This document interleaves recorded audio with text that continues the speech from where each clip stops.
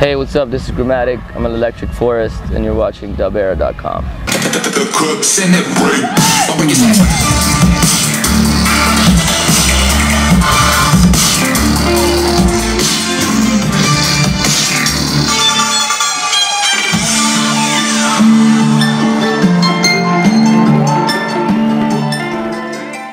We're sitting here with Gramatik, Pretty Lights label music. How's it going today? Chilling, man. Electric Foresting. Yeah? Yeah. How you enjoying the festival so far? It's pretty awesome. It's like Pretty a fairy awesome? tale. Cool. It's everybody's here. You know, everybody's having a great time. Landscape's amazing. That's what's up. Fucking awesome. Have you caught any sets yet?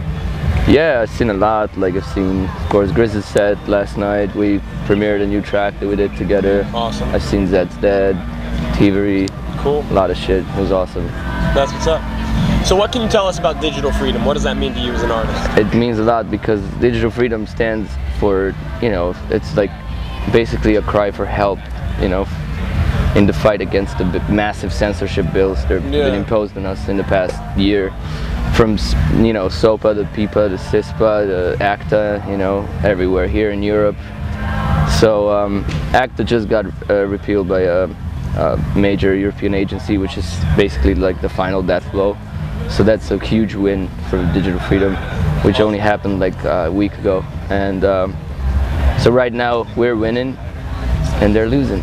But they're gonna keep coming back with new bills and new ways to try to trick us into signing away the internet to corporations, you know? Yeah. And basically what those bills want is to build like some sort of a Nazi Germany on the web, where anything and everything can be taken down just by them claiming it's infringing something of theirs, and they don't even have to present proof for it or anything. Yeah. So it will be the end of the internet and the, you know, digital revolution as we know it, you know. And obviously, as a sample-based artist, you know, them not allowing you to take and give back for free would, you know, completely annihilate your form of making music. Exactly, and this is what music should be all about, because all this bullshit talk about copyrights and, you know, I wrote that, you stole from me. Like, if it were up to that, then, you know, we could resurrect Mozart and Beethoven and all those dudes that already wrote all those melodies. Right. They're fucking genius classical compositions. Yeah. Whatever we fucking come up with in our songs, somebody already wrote it. Yeah. And those are like, at least, like, you know, only the 5 major classical geniuses of our, you know, race.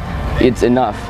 They wrote all the possible combinations, you know, so that's wild. you know, like there was like this huge dispute between Coldplay and Satriani like a couple of years ago, like how they stole like La Vida, whatever the name. La Vida Vida. Yes, whatever the name of the huge Coldplay song was. Yeah. And then Satriani was like, yo, you stole that, that's my melody, you know, you stole that from me, and it's a lawsuit, and it was on CNN, blah blah blah. And then like after a year that was happening, like Cat Stevens comes out like, wait a second, you guys both stole that shit from me.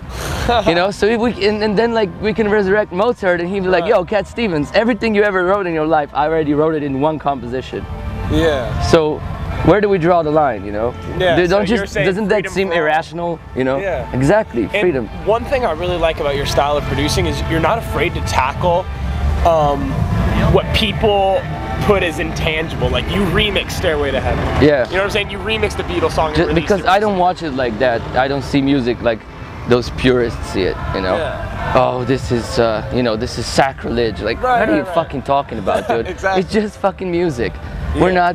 We're not fucking saving the planet. We're not doing anything fucking crazy that would completely change mankind. We're just making music for people to enjoy themselves, to have something for every day-to-day basis to chill, you know? You know, a soundtrack to their lives, whatever you want to call it. Yeah. Y'all fucking ready for this shit right here? Make some noise out, Gramatik! Let's do this.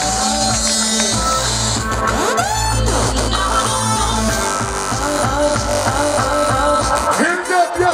Hands up, yo! Gramatik.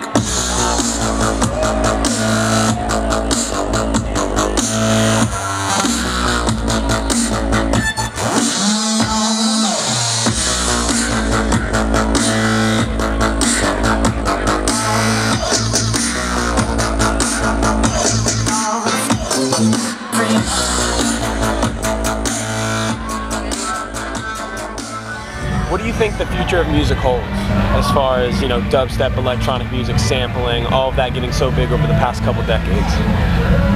Well, I don't know, man. It's like, it's always hard to predict with music, you know.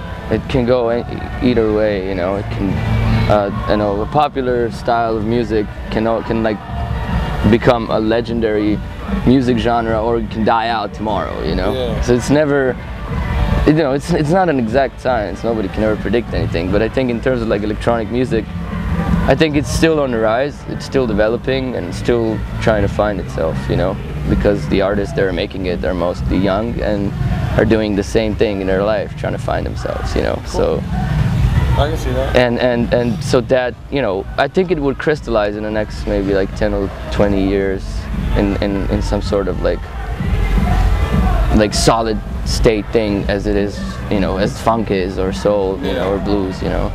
Because it's just like those genres like were at the same kind of situation where they were coming up, like because they were like young and unaccepted by the parents. Yet, you know, when rhythm and blues started coming out, it was like, you know, first, like especially in America, you know, you couldn't listen to it because that was like colored people's music, you know. It was always stuff like that, you know. It's like, and then like they named it rock and roll, so like white kids can start listening to it because they liked it. And then the problem was like, you know, the lyrics were like very erotic in a subtle way, and then that changed to what now songs we have, like I got hoes in different area codes and you know, stuff like that, you know. Yeah, exactly. Rest in peace. And that's, you can see the revolution right there in the progression, how it went, you know, in terms of like pushing the boundaries. And that's the same thing electronic music is doing, you know. It's like trying to push the boundaries, like where can we go with this thing? You know, you have on one side you have, you know, developers making like native instruments, making awesome fucking synths, you know, VSTs for people to use and develop electronic music with, you know. And on the other side are the kids and the youngsters that are making it, you know. So it can go any kind of possible way. All we want to know is like, how far can we push it? What can we do with it? What can we do with the latest synth that Native Instrument just put out? You know, that's what it comes with electronic music. Those are the questions that pop up every day. You know, so those are the differences. But it's in the same area, only like in the digital realm, you know. I feel. Hey, when you perform live, do you always take the guitarist on the road? Well, yeah, I've been doing that for the most part, and it's like something that I really like doing, because since I'm performing my music in a way where I play it out of Ableton Live with a controller, and I'm not a really good instrumentalist that I would play on stage, at least not yet, that I would feel comfortable doing anything. So I feel like, you know, bringing the live instrument on stage, I brought it because of me first, and then secondly because I thought that people might appreciate like the live element, live instrument element on stage, where it's performed like strictly electronically, you know. And first because of me, I really enjoy that, because it's still like, there's nothing beats a good guitar, man, you know. You can fucking work that massive, you know, synth as much as you want, but a guitar is a guitar, you know. And that's what I do when I produce. I try to mix like raw live instrumentation and vocals into raw electronic music, you know. And hopefully something good comes out, you know. So me and my homie Grizz did it together. It's called Digital Liberation is Mad Freedom. This shit is the fucking next level. This dude right here is gonna make it fucking big.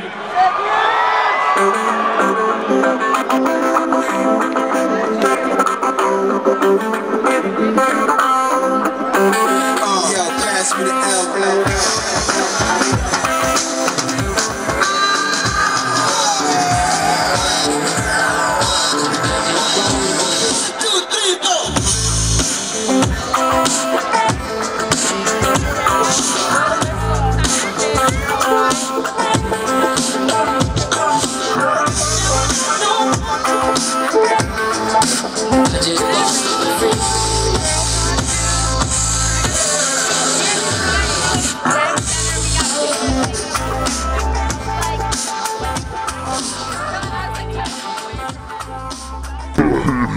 both high. Yeah.